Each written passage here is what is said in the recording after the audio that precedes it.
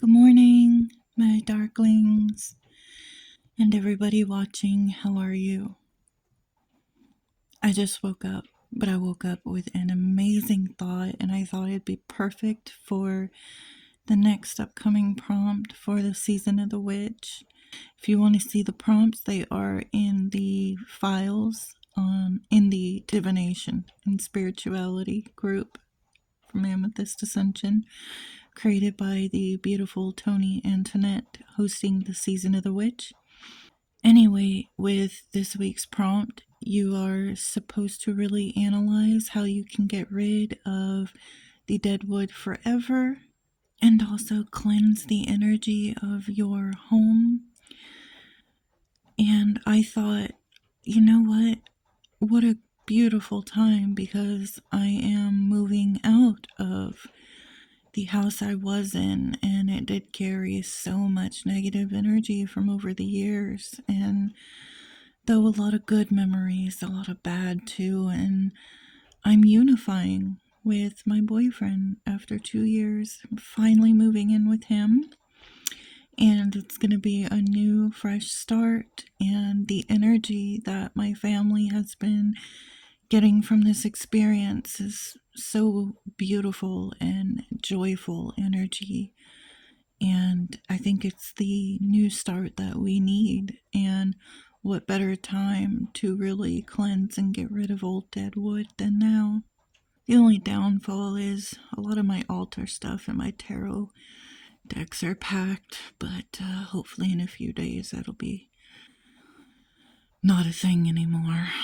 But I do have a couple to work with for this video, of course. I mean, who would I be if I didn't save a couple from the dreadful box? I hate seeing them locked up like that. It's just not fair, right? And before we get into it, I think it's a perfect prompt as well to it's a good time to stress how learning this through this tag and these spreads really helped me to learn and grow and realize that when we hold on to things, it hurts you more than it helps. And that it takes really good strength to let go of something, right? Did you guys ever see that meme of it showed a hand holding onto a rope, but it was getting burned, and then it let go of the rope, and it was no longer getting like rope burn, and it said, sometimes letting go is better than holding on. Well, it's funny, I actually passed that one yesterday, and I was like, that is like a perfect example of this, because we like to think as long as we're holding on, right, we're stronger, because hey, we're still holding on to that rope. We still have stamina and endurance against these things. But really, it's burning your friggin' hands, and you kind of need your hands, right? So yeah, it can be really important to let go. And then, you regain your energy. You can always climb to the top with your hands healed. So yeah, I'm just wanted to take a moment to really express my gratitude. And I'm happy to be a part of this experience that Rachele and Tony created, because it did a lot of good for me. So I highly recommend anybody who wants to join in to join in. This was liberating and beautiful so far. And I can't wait to see what the reading today and the ones in the future will bring.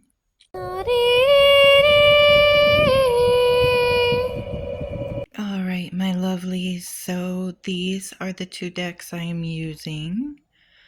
My Necronomicon deck and my Oracle of Visions. So I am going to do the reading, do my cards, analyze it, and then come back to you with what I got. Okay, so the first card I got was the Chaos card. And this deck is really interesting. Its meanings, I guess, aren't typically the same. I got it mainly for this type of work, like going within. Look at that. I feel like I'm being sucked into that card. I love it. Very Lovecraftian. So I'm going to read you what it says from the book and then tell you my interpretation. So outside the ordered universe is the last atmospherous state of nethermost confusion, which blasphemies and bubbles at the center of all infinity. The boundless daemon, Sultan Azathoth, whose name no lips dare speak out loud, and who gnaws hungrily in inconceivable, unlightened chambers beyond the amidst of the muffled maddening beating of vile drums and the thin, monotonous whine of accursed flutes. Azathoth, chaos itself, teems on the edge of the universe, waiting to swallow us whole. Now, in this book, the upright meaning is like fear of chaos, disorder, the loss of control. Have you guys heard that song? I think it's called Control or Lose Control. I don't want to lose control. You know that one? Sorry for my horrendous singing, but yeah, it's kind of a song really close to my heart. And the reason why is because I'm such an anxious person, and I feel like if I don't hold on to myself, especially my mind, my thoughts, if I lose the control of that and it becomes chaotic in my head, that shit manifests so quickly and gets out of hand in my life, my reality. And the stem and root of all of this anxiety is all the things we covered in the last videos, down to my childhood, right? All these experiences. And one thing I do fear is the loss of control of my mind. And I think this is kind of hinting towards, don't be so afraid of losing a little bit of control. Don't carry it to an extreme, but don't be afraid to lose myself a little bit, because then I'd never find myself, right? I don't know. We'll see. Let's see what the other cards are. Okay, yeah. So, it's calling me out again. It's like, look, Court, we gonna slap you in the face with some more. Just when I thought it was, the end of all this shadowy work. No, I guess it never really ends. But I think what this is saying, because let me read you the upright meaning in this book, is your desire out of control? Are you a slave to your own animalistic needs? What's your relationship with sex, drugs, and alcohol? Do you deny your own animal nature? So, yeah, I try to, because I can go to an extreme with both of those things. So, it's no secret. I've been open with you guys that I was an addict. I've been clean for 7 years.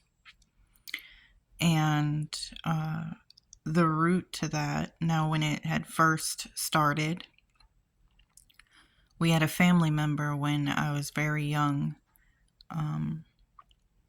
addict me to certain things. And when I had gotten pregnant in my older age, I'd gotten clean for a while until I became chronically ill and doctors put me on meds. And, at that time, it wasn't as known as it is now what those type of meds will do to you. They didn't really warn you. You weren't weaned or tapered, They had me on 2 scripts, in fact, months worth of 2 different kinds of those medications. And after so long of taking them, when I tried to stop, I realized, I get sick. And then I ended up going to treatment and getting clean off of all of that. So I did, while I was in active addiction, use that as something to make me feel good, feel better, right? With all this unhealed chaos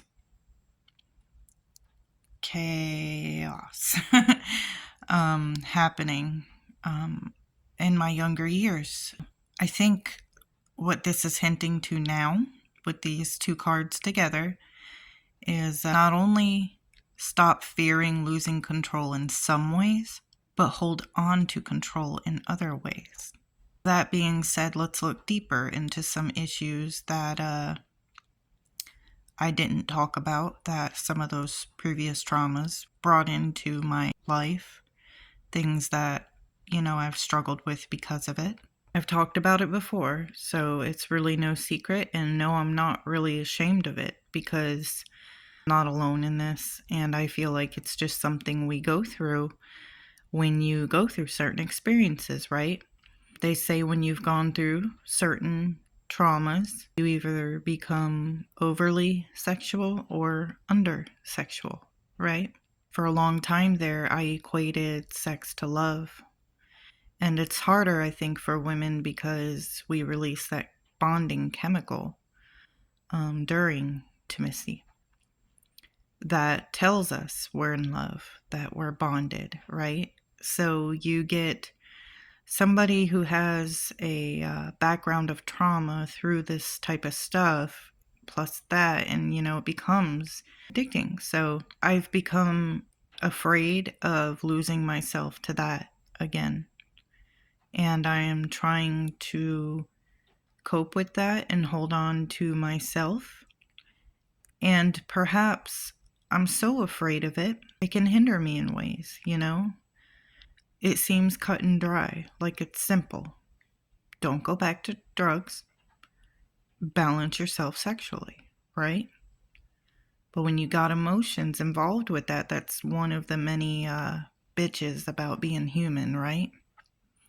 One key thing that helps us be so flawed is our emotions.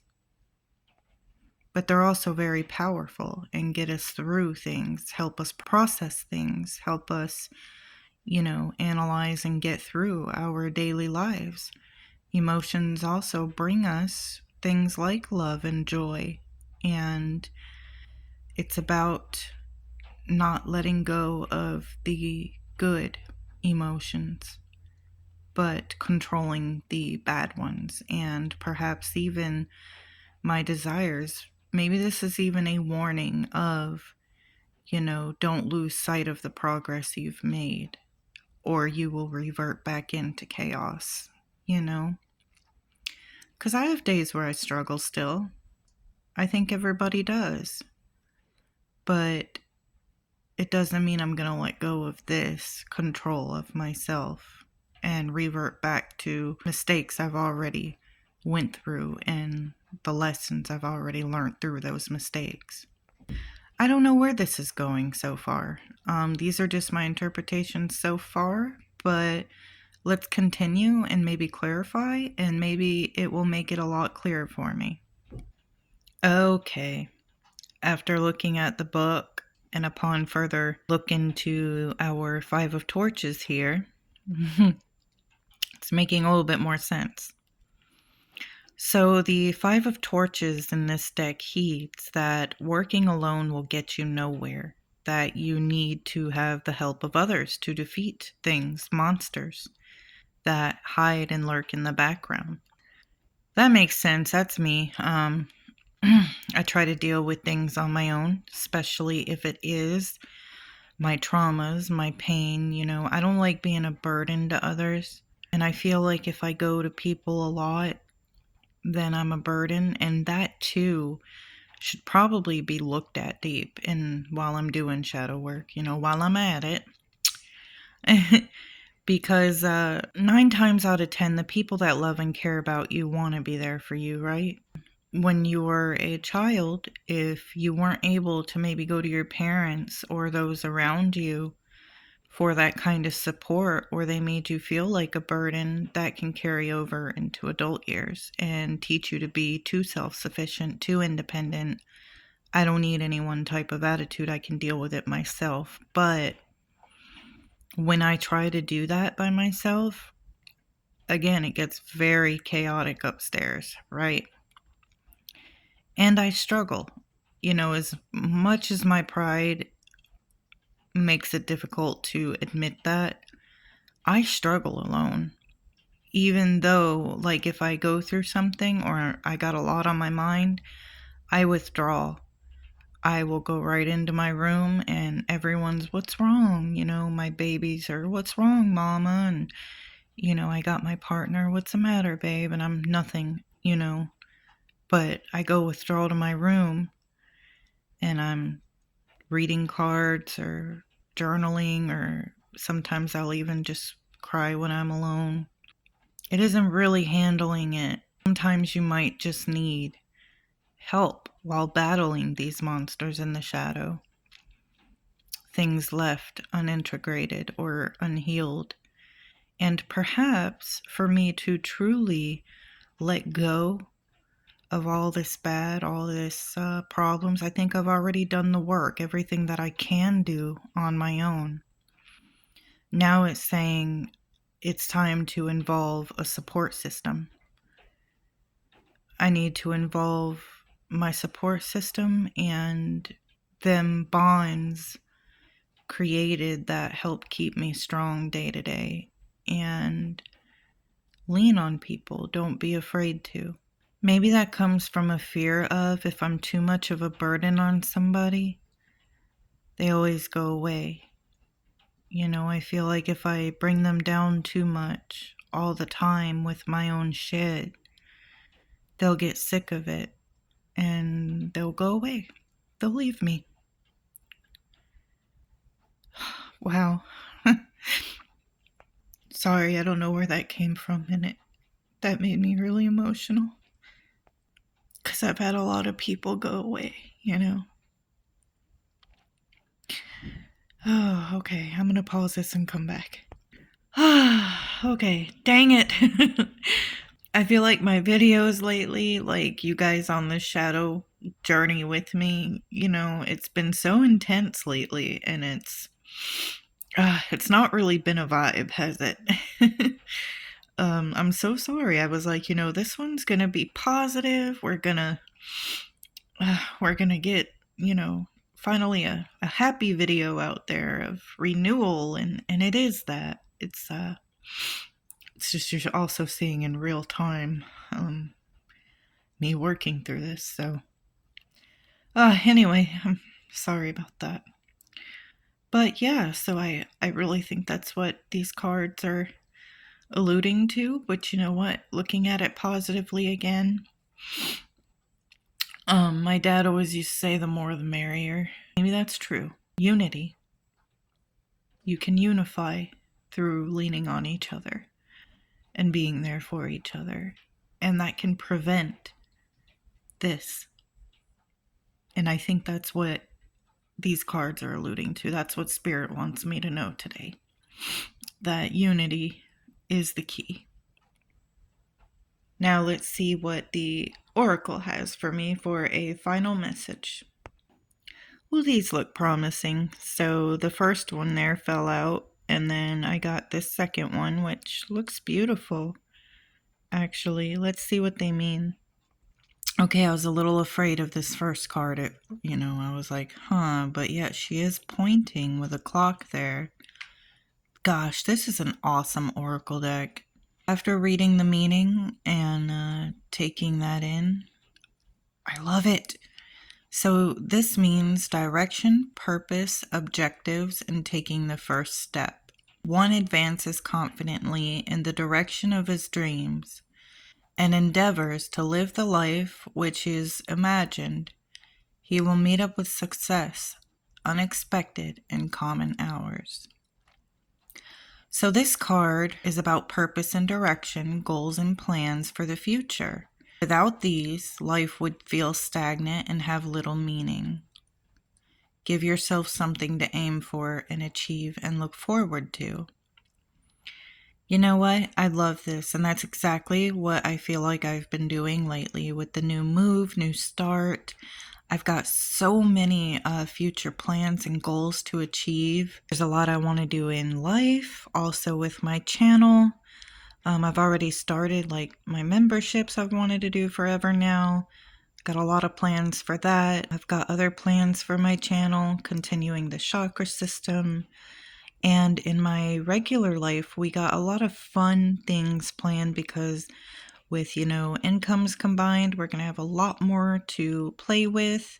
That means new decks too. Hee, wink, wink. Also, a lot of fun activities we want to do. I want to go to New Orleans this spring. So much that I have to look forward to, and losing sight of that it would feel like I felt a year ago in my old house, stagnant and like nothing was moving for me.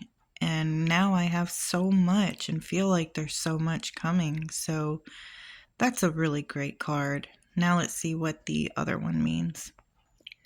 This one means offering comfort, healing, and caring. For a broken wing or a broken spirit, the healing process begins with the bond of caring and comfort. Let a kind word or gentle touch offer assurance that you are there and the other is not alone. Wow.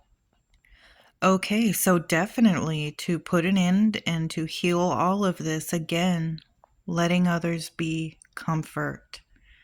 What a powerful ass reading, man. Wow, okay, so, not so negative. We really just tied up loose ends for a perfect ending to this long shadow journey. And I'm so grateful you guys could be here during all of this, and maybe unconsciously too, I kind of, when I'm going through things, stay away from those I love and care about, almost feeling like I'm a poison. I need to quit that and actually accept the love and comfort that I deserve, because I try to give that to everybody else. This was so amazing and powerful. Again, thank you so much, Tony and Rachele. I don't know if you guys can see what this tag has given me or brought to me. I couldn't be more grateful to them for creating this. And I am so grateful to you guys watching and supporting me through it and the channel. You are amazing and you fucking rock. As always, my darklings, I'm sending you all love.